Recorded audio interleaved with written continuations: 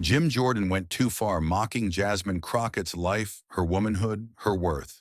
But he never saw what was coming. She stood up, dropped receipts, and turned his insult into a national earthquake. The hearing room erupted, the country gasped. What did Jasmine say that ended him in front of millions? The U.S. Congress hearing room glowed under brutal white lights. Cameras swarmed every inch, ready to capture a fall. The air was thick, heavy, almost trembling. Reporters packed the aisles, flashes slicing through the silence. At the witness table sat Jasmine Crockett, eyes sharp as glass, a thick red-spined folder before her. Across from her, Jim Jordan leaned forward, jaw tight, his tie crooked, his hand gripping the microphone like it might save him. Then he struck. A single woman with no husband, no children.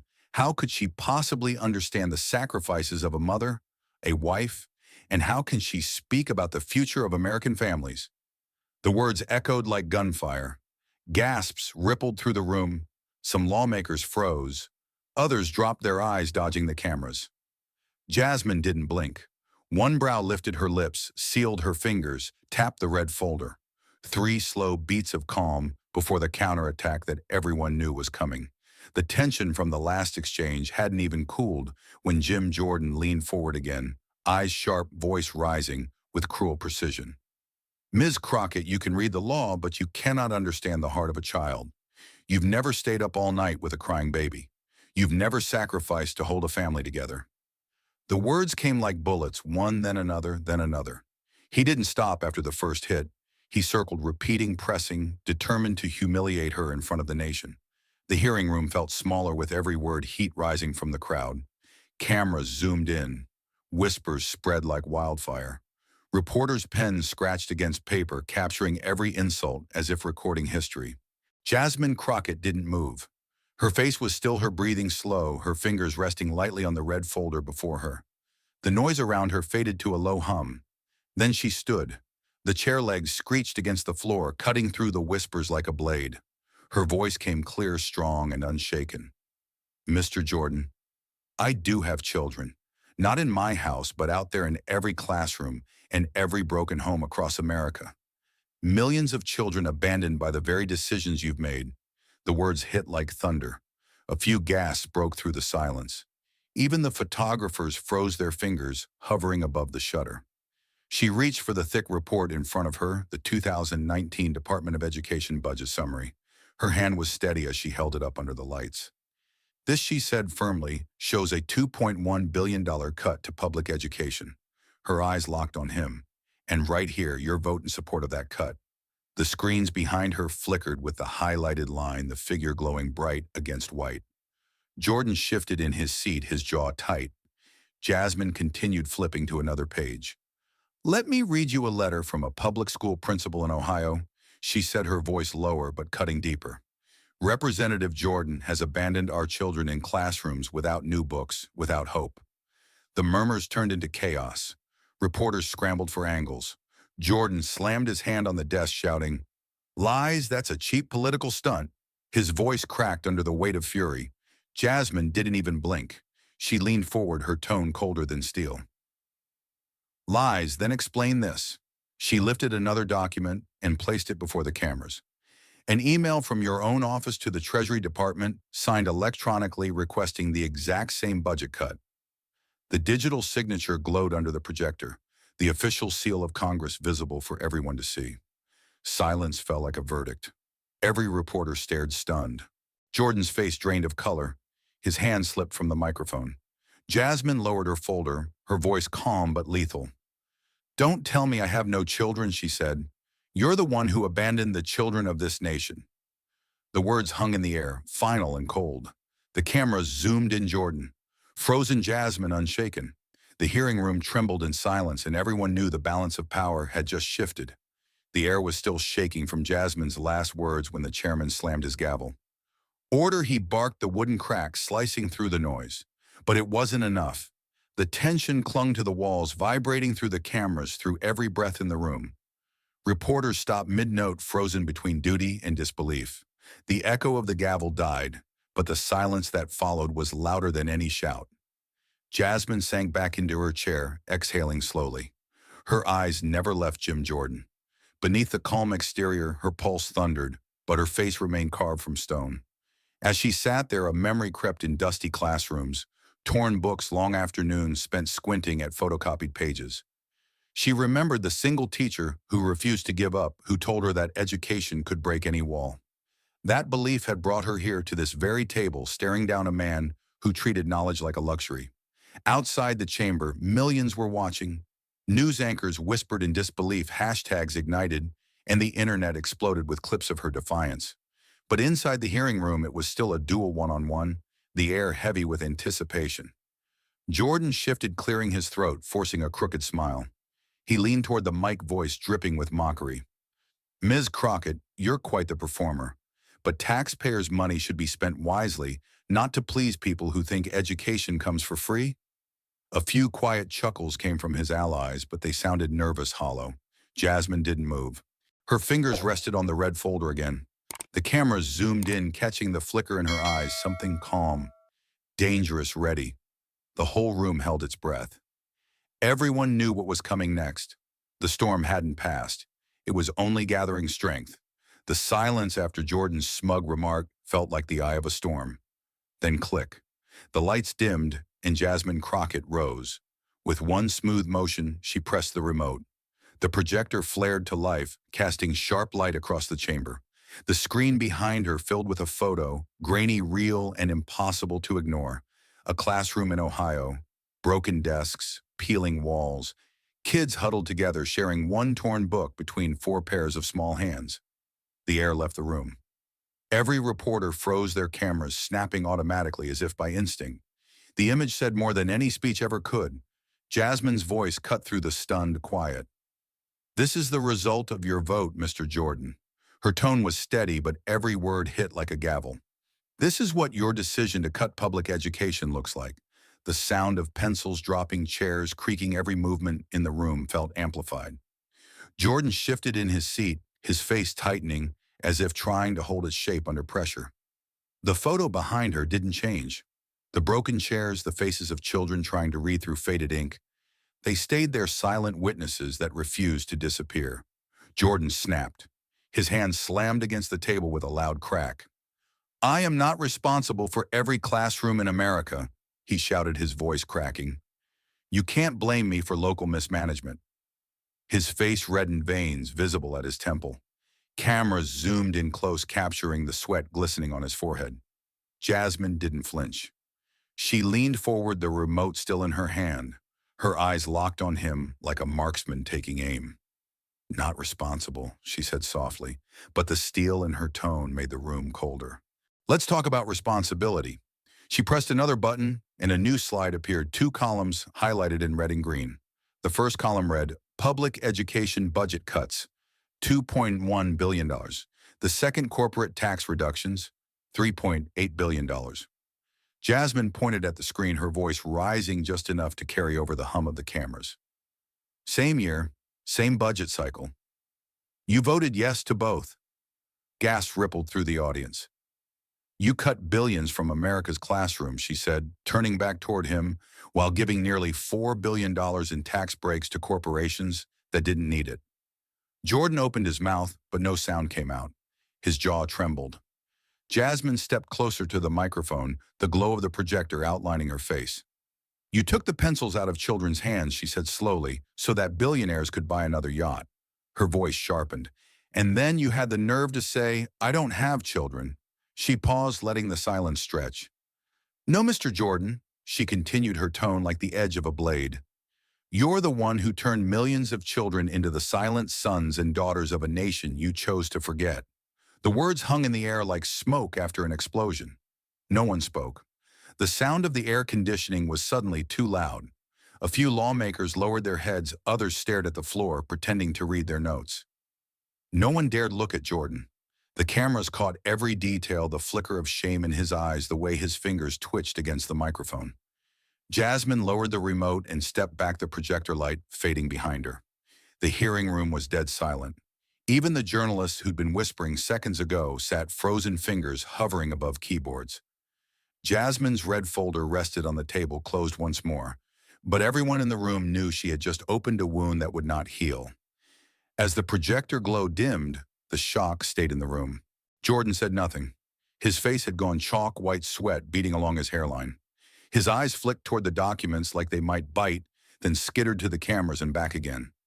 He swallowed shoulders, rigid jaw, working without sound, a man trapped between denial and proof.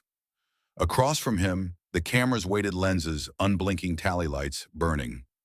The silence pressed down like weights suffocating every aisle lens breath.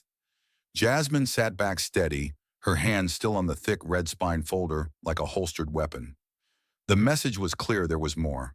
The gallery held its breath, the stillness tighter than any shouting of vacuum before the blast.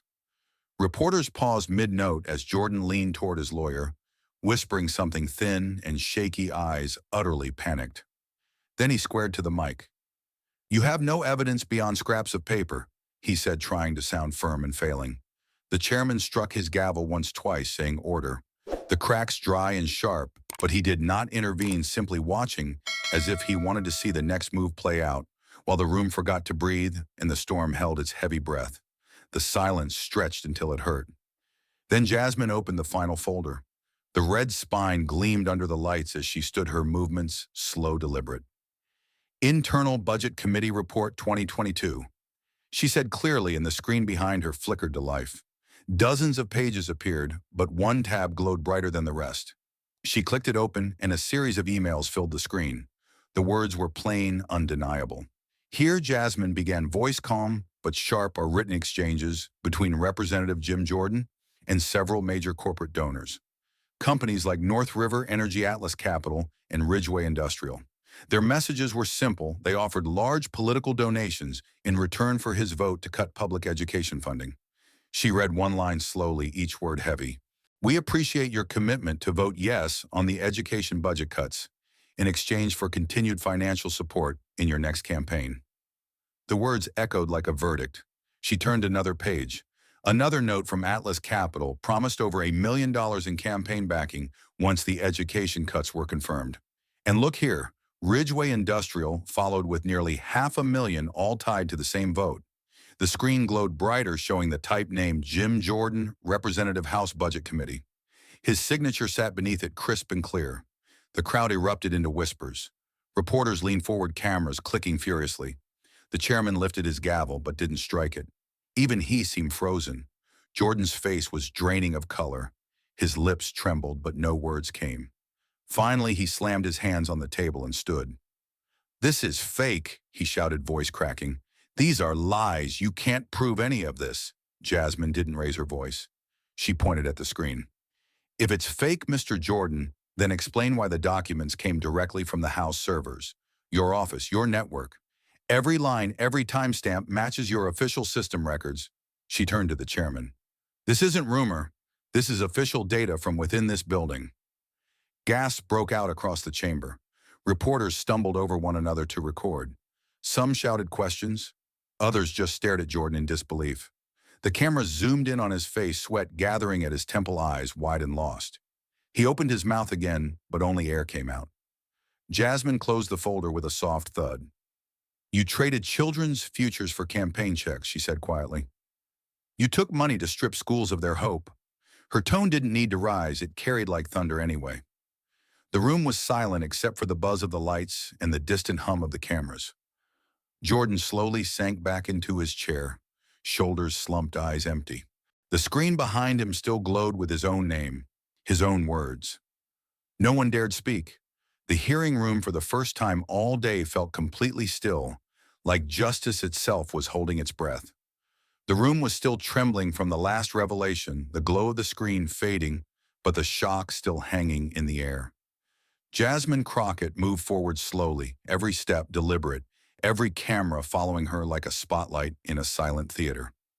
The sound of her heels echoed across the chamber, sharp, steady, final. When she reached the microphone, she stopped, looked straight at Jim Jordan, and took a deep breath. The silence was so complete that you could hear the faint hum of the lights above. Then her voice cut through the stillness, firm, cold, and unmistakable. "You ask me why I don't have children," she said, each word landing like the strike of a hammer. "I'll tell you why. Because politics like yours has turned millions of children into silent ones." I chose to fight for them. You chose to abandon them. The words hung in the air, heavy as iron. The reporters froze. Mid-note, the sound of typing died, and even the gavel in the chairman's hand stopped moving. Jasmine didn't blink. Her eyes stayed fixed on Jordan, unflinching, unwavering. Jordan didn't answer. His chin sank toward his chest and his fingers trembled where they clutched the desk. The color had drained completely from his face. The microphone in front of him was live, but no sound came through it, only the soft hiss of his breathing, uneven breaking. He tried to look up once, but the moment his eyes met Jasmine's, they fell again. He was shaking now, not from anger, but from the crushing weight of defeat. Around him, the other lawmakers sat frozen, unsure whether to move or even breathe. Then the silence broke, not with words, but with applause. A few Democratic members stood first, clapping hard, the sound echoing off the marble walls. Then others joined in, their hands striking louder and louder until the room filled with the pulse of approval. The chairman banged his gavel. Order, order, he called out, but it was useless. The energy had escaped his control. The hearing room was alive, chaotic, electric, unstoppable. The applause rolled through the chamber like a storm breaking the sky. Reporters leapt to their feet, cameras flashing, as they captured every angle of the moment, the woman standing tall under the harsh white lights, her red folder at her side like a banner of truth. The contrast was unmistakable. Jasmine straight-backed and blazing with conviction. Jordan hunched over, pale and silent, the man who had run out of words. The sound of the cameras was relentless, filling every inch of air. Jasmine didn't move, didn't smile. She just stood there, hands, steady gaze, fixed forward, as if the applause wasn't for her, but for the truth itself. The chairman's gavel struck again, but the clapping continued, softer now, but still echoing. The tension that had ruled the room for hours had finally broken, replaced by something heavier, reverence. Jasmine exhaled slowly, the fire still in her eyes. Across from her, Jordan sat motionless, head bowed, the fight gone from his body. The hearing lights blazed above them, capturing the image that would define the moment, a woman standing unshaken before power, and a man who could no longer hide behind it. The shock that began inside the congressional chamber did not fade when the gavel fell. It burst outward, racing through screens, airwaves, and living rooms across America. Within hours, every major news outlet was locked onto one name, Jasmine Crockett. CNN interrupted its regular programming with a flashing banner, "Congresswoman confronts power with truth."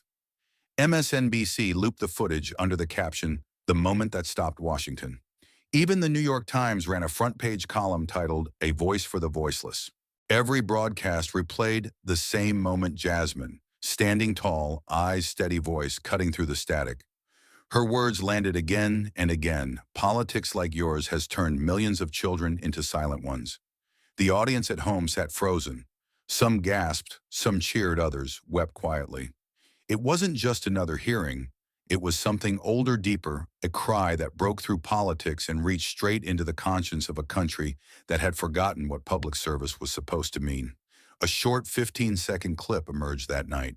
It showed Jasmine delivering that single line, then cut to images of children in worn classrooms, their hands raised, their eyes tired but hopeful. Someone added the title, "The Silent Children." By morning, it was everywhere: television, news, talk shows, morning radio. It was the kind of clip that didn't just spread, it attached itself to people's hearts. Reporters said it was the most shared political video in a decade. Millions of Americans watched it over breakfast, replayed it during lunch, and discussed it over dinner. In cities across the nation, teachers' unions, education groups, and parents' associations reacted almost instantly.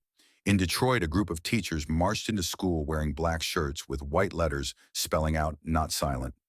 In Dallas, parents filled a gymnasium for a town hall on education funding, quoting Jasmine's speech word for word. In Ohio, where the hearing hit closest to home, hundreds of educators signed an open letter addressed to her.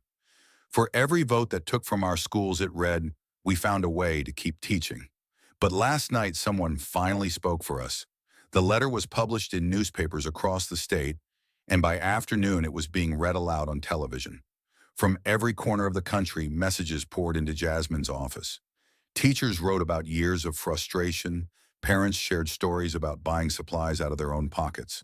A single mother from Indiana wrote, "I've spent my life telling my kids education matters. Now they believe me because they saw you fight for it." Jasmine's staff worked late into the night, overwhelmed by the flood of emails and handwritten notes. They stacked the letters into boxes marked "Thank you," but even the boxes couldn't hold them all. The video of the full hearing was posted online, and in less than 24 hours it had over 20 million views. The thumbnail showed Jasmine under the harsh, white lights of Congress, her hand raised mid-sentence, her expression unwavering. The title simply read, "She Stood Alone." Commentators on morning television replayed the clip and called it a rare moment of moral clarity in politics. Late-night hosts quoted her speech word for word, and analysts compared it to the great confrontations of American history. The public didn't just see a debate, they saw conviction made visible. In Ohio, something remarkable unfolded. Students at public schools began holding small gatherings outside their classrooms. At first, it was just a few kids standing with cardboard signs. Then hundreds joined. The signs were handwritten, simple and raw. "We are the silent children Jordan forgot." Local reporters arrived broadcasting the images, live rows of students, some still wearing backpacks, standing in the cold holding up those words. Teachers stood with them. Parents brought coffee and blankets. It was quiet, peaceful, and powerful. An older teacher told a journalist, "We've waited a long time to be seen. She gave us that." In Cleveland, a retired principal appeared on the evening news. His voice trembled as he described the early years of budget cuts. "When they cut those funds," he said, "we lost more than textbooks. We lost dreams. We lost kids who could have gone anywhere." Another teacher described bringing her own fan into a classroom that had no air conditioning so her students wouldn't faint in the summer heat. Each story connected directly to Jasmine's confrontation with Jordan. Each one turned a statistic into a face. The story spread from news channels to living rooms, from classrooms to coffee shops. People began talking about what education really meant, not as a policy but as a promise. Parents looked at their children's homework differently. Teachers held their heads a little higher. Even politicians who had ignored education reform began to feel the heat. The public conversation had shifted. What once sounded like a political debate now felt like a moral reckoning. Then one small voice changed everything. A letter arrived in Jasmine's office from a 12-year-old girl in Ohio. It was written on lined notebook paper, each word pressed carefully in blue ink. "If you were a mom," it said, "I wish you were my mom, because you spoke for us when no one else would." The letter was signed simply Lily. When Jasmine's assistant read it aloud during a staff meeting, the room fell silent. Someone recorded it, and before the end of the day, every major news outlet had picked up the story. Anchors read Lily's letter live on television. Morning hosts wiped their eyes. Newspapers printed it in full next to Jasmine's photograph from the hearing. One headline read, "A Child's Letter, A Nation's Conscience." The letter was framed in classrooms, pinned to community boards, even read aloud in churches. People said it reminded them of something the country had forgotten, that leadership isn't about control, it's about care. More letters followed. Some came from parents, others from children. "Thank you for fighting for us," one read. "Thank you for not giving up." Another said, "I didn't know what Congress did before. Now I do." In small towns and big cities, teachers held after-school gatherings where students wrote their own letters to Jasmine. Many simply said thank you. Within a week, the conversation had reached every corner of the nation. The hearing that once seemed like just another session of politics had turned into something far bigger, a national reflection on what kind of country America wanted to be for its children. Commentators debated it on television, professors wrote essays about it, and even lawmakers who had once stayed silent began to speak cautiously in support of new education bills. The name Jasmine Crockett had become more than a headline. It was a symbol of defiance and conscience. In living rooms across America, families rewatched the clip. Some parents held their kids a little tighter. Teachers replayed it before class, letting the words hang in the air. Politics like yours has turned millions of children into silent ones. It no longer sounded like a line from a hearing, it sounded like a promise, a warning, and a prayer.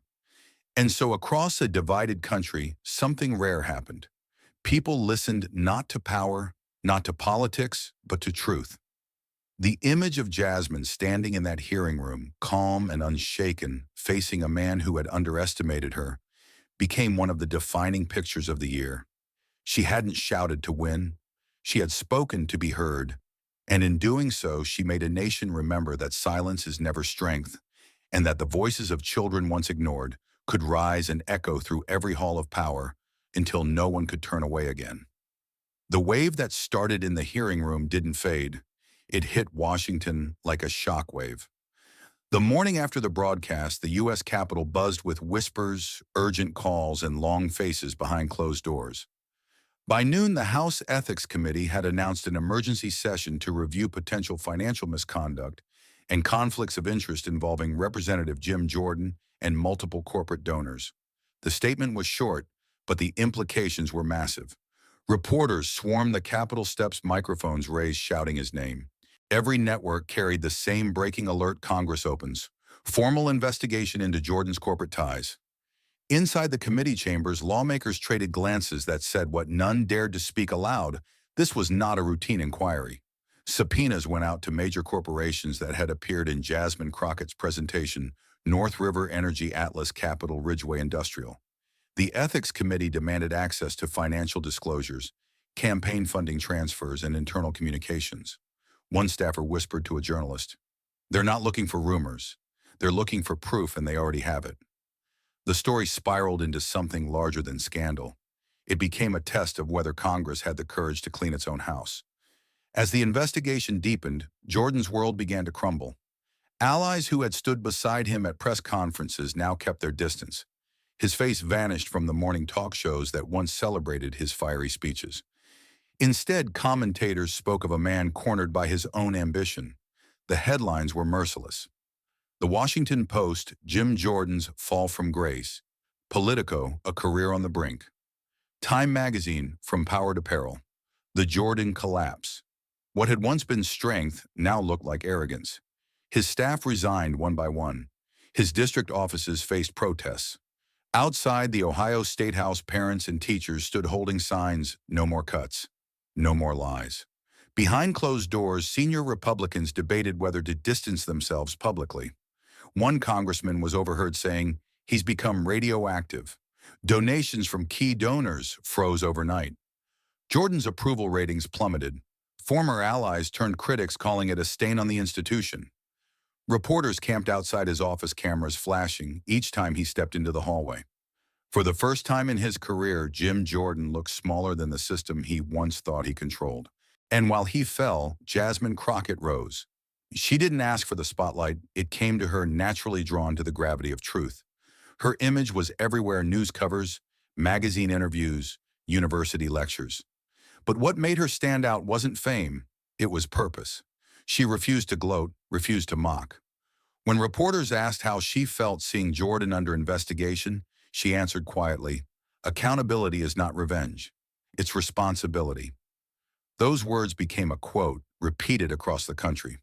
Soon people began to call her something new: America's political mother. Editorials described her as the protector of the forgotten children. Teachers displayed her photo next to civil rights leaders on classroom walls. In one televised interview, a journalist said, "You're being called a mother to millions." Jasmine smiled slightly and replied, "Then may every mother in this country know that her child deserves more than politics can take away." That line ran on primetime television for a week straight. Across the nation, she was no longer just a congresswoman from Texas. She was a symbol. University students wrote essays about her speech. Parents used her words in PTA meetings.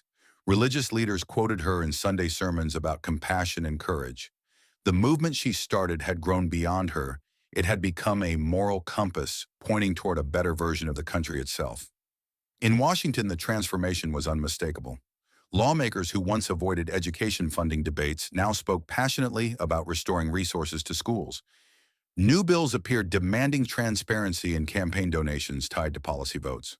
On talk shows, commentators said Jasmine Crockett didn't just expose corruption, she reminded the nation what integrity looks like. When a reporter asked her if she saw herself as a reformer, she answered simply, "No. I see myself as someone who refuses to be silent when others can't speak." Through it all, her message deepened. She told an audience at a university in Atlanta, family isn't just who we're born to, it's who we're responsible for. The room went still. She continued, "Every child in this nation, rich or poor, black or white, rural or urban, belongs to us all. That's what democracy means. It's shared responsibility. The applause lasted several minutes. Clips of her speech aired on every major network, carrying a message both fierce and tender that leadership is not ownership but stewardship. The story had come full circle. Months after the hearing, the Ethics Committee released its preliminary findings. The report confirmed that Representative Jim Jordan had knowingly solicited financial support from private corporate entities in exchange for favorable legislative action. The phrase hit like thunder. Jordan's legal team scrambled, but the political damage was irreversible. Within days, whispers about resignation began circulating. One headline read, "The end of an era, Jim Jordan faces the consequences of his vote." For many, it felt less like a fall and more like justice catching up. Meanwhile, Jasmine remained calm through the storm. She told reporters, "This was never about a man losing his seat. It's about a nation finding its conscience."